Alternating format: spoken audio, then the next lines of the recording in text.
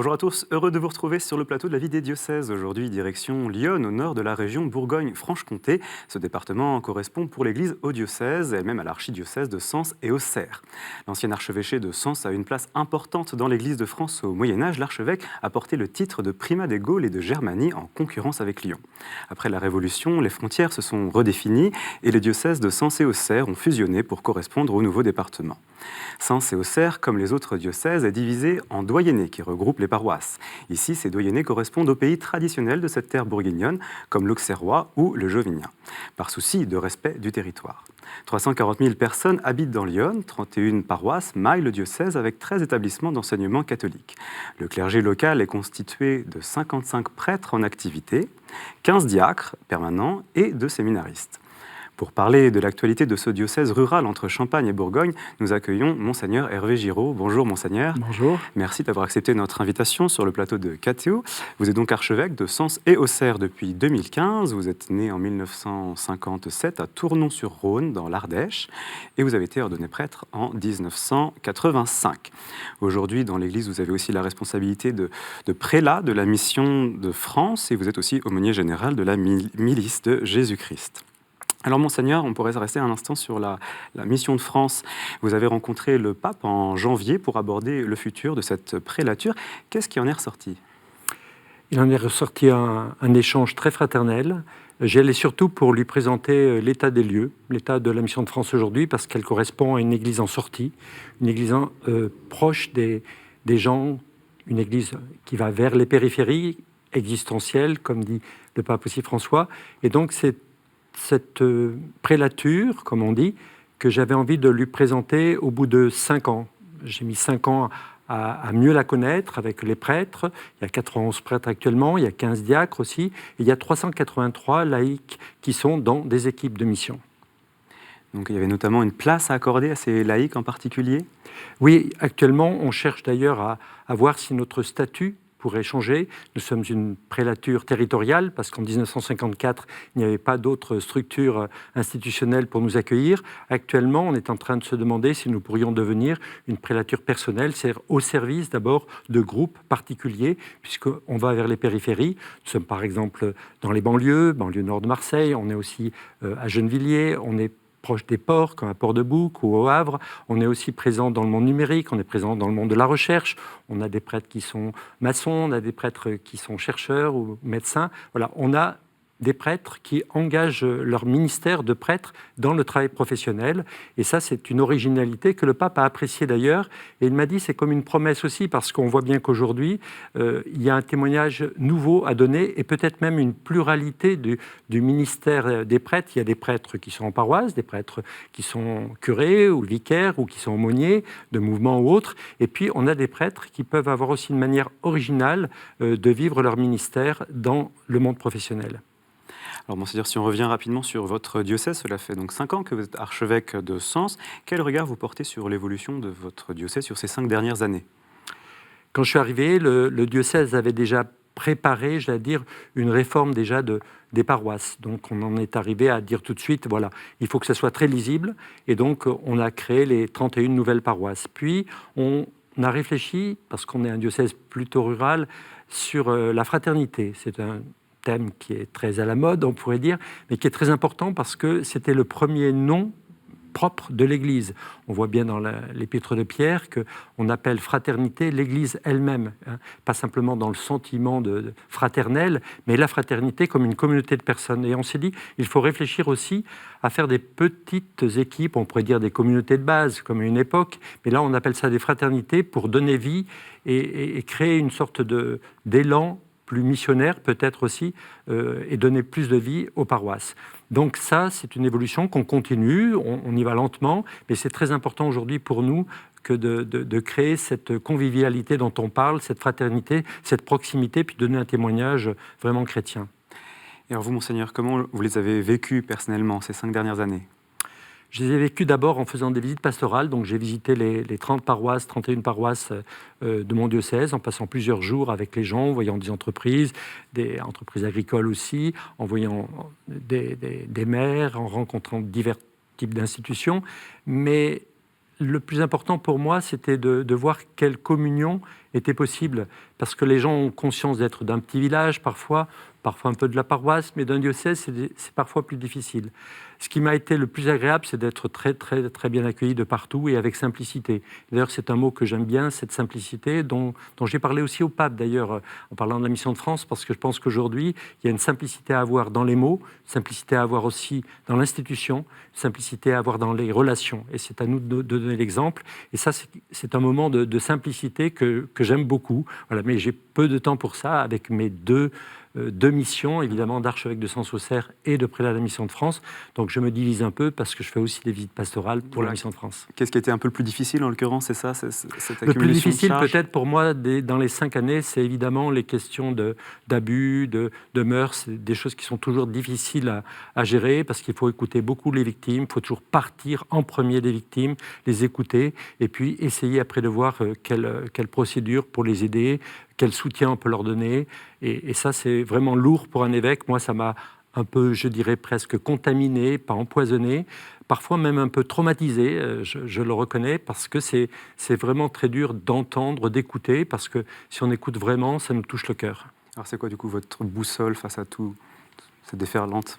Ma boussole, la première, c'est vraiment de prendre du temps pour écouter la parole de Dieu. Je dirais le matin et le soir. Le matin, je prends le temps de prier longuement. Je vais souvent, pas toujours, mais souvent à la crypte de la cathédrale d'Auxerre, parce que c'est très silencieux, parce qu'il n'y a personne, parce que voilà, c'est très tôt. Et puis le soir, de nouveau la parole de Dieu qui m'habite pour faire quelques petits commentaires sur les réseaux sociaux.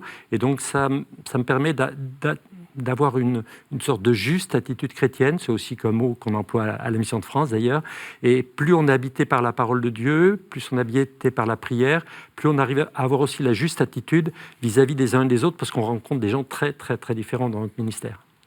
Alors, Monseigneur, nous pouvons également nous intéresser, en l'occurrence, à la cité Saint-Loup, à Brinon-sur-Armançon, dans votre diocèse. Vous connaissez, en l'occurrence, cet endroit assez bien. Hein. Il est né en 1999 sous l'impulsion de Monseigneur Gilson, donc archevêque d'alors, et du père Henri Rivière. Donc, il est composé d'une école primaire et d'un EHPAD qui sont construits côte à côte. Donc, c'est devenu un lieu assez unique de rencontres et d'échanges entre enfants et personnes âgées. Donc cette cité Saint-Loup, nous nous sommes rendus sur place en l'occurrence et c'est un reportage de l'équipe de KTO. Maintenant, direction la maison de retraite. On avance.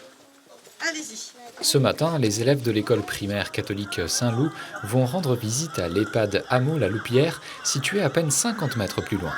Ensemble, avec quelques résidents, ils vont préparer la galette des rois. Ça 169. Pas à pas, les enfants suivent la recette sous l'œil attentif des résidents qui n'hésitent pas à donner des conseils lorsque certaines tâches demandent un peu de technique. Et là, tu l'écartes. Ok. Mais il ne faut pas taper trop fort quand même. Parce que sinon, ton œuf, tu le retrouveras sur la table, toi comme moi. Comme ça ferait une belle galette table.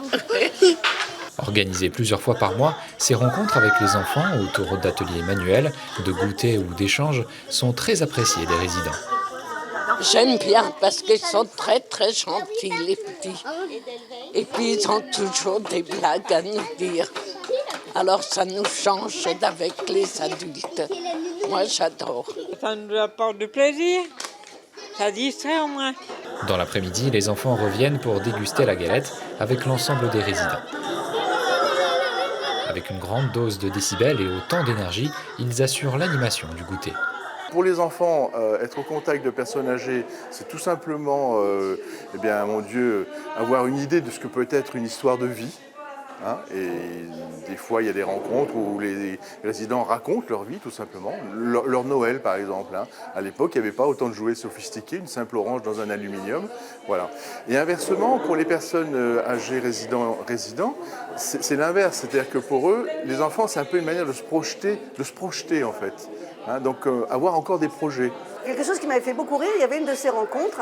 Et puis, on avait avec nous une petite stagiaire. Et on arrive et il y avait une personne âgée qui était un petit peu recroquevillée comme ça. Et la stagiaire était très distante et pas très rassurée. Et puis il y a un enfant de moyenne section qui lui dit « Mais tu sais, tu peux lui parler, hein, c'est Monsieur Papillon, il est recroquevillé, mais il comprend. Hein, et là, elle en était restée stupéfaite, parce qu'elle a dit, mais c'est le petit qui m'explique comment je dois me comporter.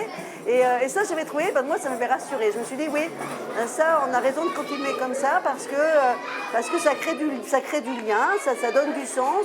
Ça donne du sens à tout ce qu'on peut établir au niveau de la pastorale. On est une école d'enseignement catholique, donc c'est quelque chose qu'on travaille beaucoup. Le partenariat d'échange intergénérationnel entre les deux établissements met en lien chaque année plus de 70 résidents et 156 élèves heureux de vivre ces temps de partage. Alors, Monseigneur, une première réaction par rapport à ce reportage? Bien, ce qui est très important pour nous, c'est le lien intergénérationnel, évidemment. D'ailleurs, ils ont obtenu le label Humanitude. C'est un label qui faut 1000 critères, et au moins 80% de ces 1000 critères. Ça veut dire que c'est un des seuls, je crois, dans la région Bourgogne-Franche-Comté à l'avoir eu. Et s'ils l'ont eu, c'est parce qu'ils ont le sens du lien. Et moi, je trouve que, bon, évidemment, on croit en un Dieu trinitaire qui est communion, on croit que l'Église est une communion, et donc nous on est au service du lien social et de tous les liens qui peuvent exister. Aujourd'hui, on est vraiment quand même dans une société quand même plutôt, comme on dit, individualiste, donc tout ce qui peut créer du lien social ou du lien intergénérationnel, eh bien c'est un mieux. Et donc vraiment c'est une grande joie pour moi que de soutenir cette initiative. Alors on est aussi dans l'actualité de l'Église universelle. En janvier dernier, il y a eu à Robe le premier congrès pour la pastorale des personnes âgées. C'est quoi la réflexion de l'Église pour accompagner au mieux les résidents en EHPAD? C'est de les considérer toujours et de la même manière, de leur enfance jusqu'à leur fin naturelle, je dirais, comme des personnes avec leur dignité, avec le même regard, la même attention, pas les prendre même pour des enfants, mais pour des adultes qui sont devenus adultes avec une expérience. Et moi j'aime bien une parole de saint Irénée de Lyon qui dit que la foi rajeunit le vase qui la contient. Donc ça veut dire que, en fait, moi je les considère toujours en rajeunissement. Et c'est pour ça que la foi est importante pour moi, c'est parce que pour eux, pour elles, c'est une manière de rajeunir intérieurement. Et donc je les regarde autrement à cause de cette phrase de saint Irénée que j'aime bien, la foi rajeunit le vase qui la contient. Et en même temps, quand on est un diocèse avec des moyens humains qui sont malgré tout limités, avec des forces vives d'évangélisation qui sont aussi limitées, on doit faire aussi des choix. Donc par exemple, entre une pastorale des personnes âgées, une pastorale des jeunes, ça peut être aussi compliqué? Non, il n'y a pas à choisir, parce que c'est un ensemble. Ce ne sont pas d'abord des questions financières, ce sont d'abord des questions de témoignage des uns et des autres. Et chacun est à sa place. Le plus important actuellement, c'est qu'on puisse utiliser, d'une certaine manière, j'allais dire, les compétences des uns et des autres. L'important, c'est peut-être pas tant d'être clair ou non clair, mais d'être compétent ou moins compétent sur tel ou tel domaine. Donc il faut utiliser et dire aux gens, vous avez sûrement un service à rendre. D'ailleurs, un des jeunes prêtres que j'ai me disait dernièrement, quand je rencontre des jeunes couples pour la préparation au mariage, ils disent, est-ce qu'il y a un petit service, tout petit, que vous pourriez rendre justement dans votre paroisse? Alors, on peut dire aussi qu'il ne faut pas forcément idéaliser les rapports entre générations qui peuvent aussi avoir du mal à se comprendre. Est-ce que c'est le cas aussi un peu dans l'Église, parfois, ces difficultés entre des plus jeunes, des plus âgés? Je crois que la difficulté, elle n'est pas d'abord générationnelle. Je crois qu'elle est plutôt entre personnes. C'est vrai qu'aujourd'hui, les facteurs humains font qu'il est très difficile parfois de se respecter. Alors je le vois beaucoup sur les réseaux sociaux, on s'envoie des insultes, etc. Et comment faire pour qu'on envoie un peu plus de bien, de paroles positives, d'encouragement? Et ça, c'est un vrai travail aujourd'hui. Et je pense que c'est aussi une des missions de l'Église, de rajouter du positif et de l'encouragement dans une société qui a vite fait de faire des polémiques, par exemple. Je vous entends parler des réseaux sociaux, effectivement. On a parlé de vous comme l'évêque 2.0, puis l'archevêque 3.0. Vous avez notamment un fil Twitter qui est très suivi. Pourquoi ça vous tient autant à cœur d'être présent sur les réseaux? C'est presque naturel chez moi. Je pense toujours qu'il faut avoir les pieds là où on est planté. Et je pense qu'aujourd'hui, on est aussi planté dans le continent numérique. Voilà. Et ça fait partie de ma vie de dire que c'est dans le paysage. Et très tôt, je me suis aperçu que, par exemple, Twitter serait un des réseaux les plus utilisés pour l'information, voire pour la communication. D'ailleurs, tous les présidents s'en servent, ou les ministres, pour informer d'abord sur Twitter, quoi. Et je pense qu'il fallait y être pour apporter le message positif de l'Évangile à travers des courtes phrases d'Évangile et puis des petits commentaires que je fais, que j'appelle les tweetomélies. Mais l'essentiel pour moi, c'est d'être sous la parole et de faire en sorte que les gens lisent la parole de Dieu chaque jour. Alors, autre sujet, Monseigneur, en l'occurrence, ces derniers temps, on sait, dans la société française particulièrement, il y a eu de nombreuses crises sociales qui l'ont traversée, avec notamment le mouvement des Gilets jaunes, il y a aussi la réforme des retraites, et le diocèse de Sens et Auxerre a décidé de faire entendre davantage la voix de l'Église. Et alors, depuis décembre, votre diocèse organise un cycle de conférences sur le thème du bien commun. Nous avons rencontré le père Mathieu Jasseron, qui a animé en janvier une des conférences sur le thème bien particulier, prendre soin de notre maison commune. Aujourd'hui, c'est un souci qui est particulièrement prégnant pour notre époque et je crois que depuis le texte phare du pape François Laudato Si il y a 5 ans, c'est devenu peut-être la priorité de l'Église, ou en tout cas ça devrait l'être, à prendre soin de notre maison commune. Et je crois que la beauté de l'Église, c'est d'avoir su y replacer l'importance de l'humain et des relations humaines dans justement la préservation de notre écosystème en général. Offrir aux chrétiens de Lyon et à tous ceux d'ailleurs qui seraient enclins à venir s'interroger avec nous des éléments de compréhension et peut-être ensemble former une petite pépinière, un lieu où on puisse concrètement proposer des actions de réflexion mais aussi des actions concrètes pour tendre vers ce monde meilleur que nous souhaitons tous. Alors, Monseigneur, selon vous, qu'est-ce que peut apporter la pensée sociale de l'Église concernant la notion justement de bien commun ? Bien, l'Église a depuis plus d'un siècle une doctrine sociale, c'est-à-dire toutes les questions sociales, économiques, environnementales, elle les a traitées depuis au moins Léon XIII, mais on pourrait avoir des sources aussi dans les évangiles, les actes des apôtres, etc. Donc la question du bien commun est très importante, par exemple la destination universelle des biens, repenser la question de la propriété privée, donc c'est des questions qui ont été traitées par des grands théologiens, mais je pense qu'on doit aujourd'hui les approfondir parce que par exemple, il y a des entrepreneurs, dirigeants chrétiens qui nous demandent des approfondissements sur la doctrine sociale parce qu'ils y trouvent des repères qui sont sûrs, qui sont réfléchis, qui sont un peu cohérents, qui sont liés, on pourrait dire, si on veut parler comme Laudato Si. Un exemple concret. Quand je suis arrivé à Sens-Auxerre, j'écrivais chaque 1er mai une lettre. Autour du thème du travail. Voilà. Et quand je suis arrivé à Sens-Auxerre, j'en étais au thème des syndicats. Donc, j'ai essayé dans cette lettre très simple de dire l'importance des syndicats à partir de Laborem Exercens, par exemple, et de dire pourquoi c'était important pour le dialogue social. Voilà, donc j'arrivais à Sens-Auxerre et à la Mission de France. Donc, c'est un texte qui a été plutôt bien accueilli, par exemple, la Mission de France. Certains ont fait des remarques en disant « Tiens, c'est un évêque qui parle de ça, est-ce qu'il est plutôt de gauche, de droite ?» Bon, peu importe. Mais moi, l'important, c'était d'expliquer qu'il y avait dans la doctrine sociale une juste vision des choses. Et ça, voilà, c'est un exemple peut-être un peu concret, mais de soutenir tout ce qui favorise le dialogue social. Et vous pensez vraiment que cette parole de l'Église, elle peut être entendue en dehors du cercle de ses fidèles, en l'occurrence ? Elle est non seulement entendue, mais elle est attendue. Je le vois bien dans les visites pastorales, quand je parle de ces choses-là, je suis très souvent attendu. Et ça, je pense qu'il nous faut développer, mais peut-être avec simplicité dont je parlais tout à l'heure, il faut arriver à le dire dans des mots très simples, parce que parfois nos doctrines sont compliquées, elles ne sont pas à hauteur d'homme, je dirais, soit on est trop spéculatif, soit c'est trop simpliste, et la simplicité, c'est un gros travail, et un gros travail pour rendre accessible au plus grand nombre. Alors on parlait aussi rapidement d'écologie, c'est le thème de la conférence du Père Mathieu. C'est un lieu de rencontre entre l'Église, on va dire, et la société civile, avec une sorte de souci commun, mais justement, ce n'est pas le risque de tomber dans un lieu commun, quelque chose, on va dire, d'un peu plat, dans lequel il n'y aurait pas de tension d'une certaine manière. Ce qu'il faudrait, c'est relire Laudato Si, pas simplement avec une pensée sociale, pas simplement une pensée environnementale, mais aussi avec son aspect proprement théologique, on pourrait dire avec des grands mots, eschatologique, puisque par exemple le pape parle de la clameur des pauvres et de la clameur de la terre, une terre qui se meut mais qui s'émeut aussi, et comment finalement il y a une arrivée de l'eschatologie dans l'aujourd'hui. Et ça, c'est une question qu'il nous faut travailler, parce que quand on dit le mot Dieu créateur, ou la création, ou la nature, ce sont des mots qui sont très lourds. Quand on parle de sauver la planète, ou sauvegarder la planète, ce sont des mots théologiques, mais c'est des mots qui sont pleins, qui sont forts. Et donc, je crois que ce serait très important de les expliquer un petit peu plus, et puis de faire attention peut-être aussi que, de même quand dans les années 70, on parlait beaucoup de la justice sociale qui a abouti à une théologie de la libération, par exemple. Aujourd'hui, on parle beaucoup du respect de la création ou de notre maison commune, la sauvegarde de la maison commune, mais qui pourrait être aussi, ça serait risqué de ne résumer qu'à cela tout ce que le message d'Évangile contient. Alors, Monseigneur, on arrive au moment où quelques fidèles ont la possibilité de vous poser des questions. Place aux questions de terrain.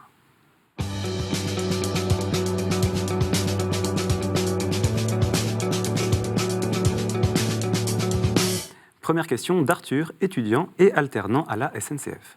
On voit aujourd'hui qu'il y a de plus en plus de conflits dans le monde. Est-ce que vous pensez que la foi catholique peut résoudre ces conflits ou peut-être une solution pour éviter ou résoudre un maximum de conflits? Question difficile. La foi, elle donne une espérance, et l'espérance, elle nous donne un surcroît d'amour, on dirait, et donc d'un amour qui peut justement, comme je le disais pour tout à l'heure, le lieu intergénérationnel, favoriser le dialogue social pour les syndicats ou le dialogue et les liens entre les générations. Donc voilà, la foi donne l'espérance donne un surcroît d'amour pour que vraiment ça soit, j'allais dire, dans l'aujourd'hui, dans le présent, dans le quotidien qu'on s'engage. Merci Monseigneur. Deuxième question, c'est au tour de Christine, conseillère municipale, de vous interroger. Monseigneur, content de pouvoir vous poser une question. A-t-on besoin de l'Église, ce bâtiment, pour vivre sa foi en communauté ? On a besoin sûrement de l'Église comme bâtiment, bien sûr, pour se rassembler, pour faire communion, parce qu'on ne vit pas tout seul sa foi. Un chrétien isolé est un chrétien en danger, comme on dit souvent, voilà. Et donc, il faut la vivre personnellement, comme je le disais tout à l'heure, quand je prie seul ou autre, mais j'ai besoin aussi de retrouver les autres et d'être avec une communauté, parce que c'est la communauté qui donne à voir, d'une certaine manière, le visage du Christ ou le visage de Dieu. Et pas forcément, mais alors, cette communauté peut se retrouver aussi les uns chez les autres. On sait qu'il y a des fraternités missionnaires qui se créent, donc est-il essentiel? Oui, parce qu'on parle de l'église bâtiment, le grand bâtiment ou la cathédrale, mais l'église domestique, c'est celle aussi qui commence dans la famille. Voilà, et qui commence à 2 ou 3 sont réunis en son nom. Ça peut être dans la famille, ça peut être dans un petit groupe de fraternité dont on a parlé, un groupe d'action catholique, une équipe Notre-Dame. Il y a tant et tant de manières aujourd'hui, mais de faire communion et de se retrouver, pour moi, c'est très important, parce que l'isolement, ce n'est pas une bonne chose. Vraiment, c'est le contraire du message du Christ qui veut d'abord nous attirer tous vers sa communion. Et enfin, dernière question de Joseph, primeur sur les marchés. Monseigneur, je voudrais savoir comment ça se fait que c'est beaucoup de diacres qui célèbrent les messes par rapport à avant que c'était les prêtres. Alors déjà, Monseigneur, est-ce que les diacres célèbrent la messe? Non, il ne célèbre pas la messe. Je pense qu'il voit des diacres. C'est déjà bien qu'il emploie le mot, parce que ce mot n'est pas forcément très connu. Il le voit, par exemple, parce qu'il lit l'Évangile lors de la messe, ou parce qu'il fait l'homélie, la prédication, comme on dit. Et donc, il fait aussi parfois des baptêmes, il fait aussi parfois des mariages, mais ce n'est pas lui qui préside, comme on dit, la messe ou l'Eucharistie. Voilà. Donc, il est important de distinguer, comme je le disais aussi tout à l'heure, chacun a sa compétence, chacun a son rôle, et il s'agit, et on le voit bien dans l'église bâtiment, chacun peut avoir sa place de lecteur, de chanteur ou de présidence ou de service. Mais en l'occurrence, par exemple, dans les zones où les prêtres sont un peu moins présents, est-ce que les diacres ont aussi un rôle un peu pas de remplaçant, mais un peu apparenté? Les diacres peuvent être bien sûr au service de la communauté. Ils sont d'abord présents dans leur monde de travail. Et je crois que c'est aussi important de dire qu'ils ont un témoignage à donner là où ils sont. Et qu'on les voit aussi dans l'église bâtiment, ça peut permettre de faire le lien, de dire que l'église veut être servante de ce monde. Elle n'est pas au service d'elle-même, elle est au service du Christ. Et ça, je crois que c'est le plus important, parce que c'est notre évangile. Alors, Monseigneur, avant de se quitter rapidement, est-ce que vous pouvez nous dire une grande date à venir pour votre diocèse? Une grande date, oui, le 8 mai 2021, parce qu'on fêtera le bicentenaire du nouveau diocèse de Sens-Auxerre, puisque après la Révolution, avec la création du département de l'Yonne, eh bien, le diocèse a été changé. Il y avait un diocèse d'Auxerre, il y avait un diocèse de Sens, et on n'en a fait plus qu'un seul, donc l'archidiocèse de Sens, Auxerre, on a rajouté. Et donc, pour fêter ce bicentenaire, on fera un grand événement le 8 mai 2021, mais ça sera surtout pour être aussi signe qu'on est, comme le disait le pape, c'est peut-être pour faire aussi l'inclusion avec ce que j'ai dit au début, une église servante, une église en sortie qui va vers les autres, qui n'est pas au service d'elle-même, mais qui sait très bien que l'Esprit parle aussi dans notre monde et que quiconque dit une vérité, on sait qu'elle vient de l'Esprit Saint. Donc pour nous, c'est une manière de dire, vous voyez, l'Église, elle n'est pas recroquevillée, le pape ne supporte pas cette idée de repli sur soi, que ce soit personnel ou que ce soit en Église, il faut vraiment aller vers les autres. Merci Monseigneur d'avoir accepté notre invitation sur le plateau de KTO et merci à tous de nous avoir suivis. Si vous souhaitez en apprendre plus sur la vie de l'Église catholique dans Lyon, rendez-vous sur le site web du diocèse qui s'affiche en bas de votre écran. Et pour revoir cette émission, bien sûr, rendez-vous sur le site internet de KTO, www.ktotv.com, à partager largement autour de vous. À la semaine prochaine, au revoir.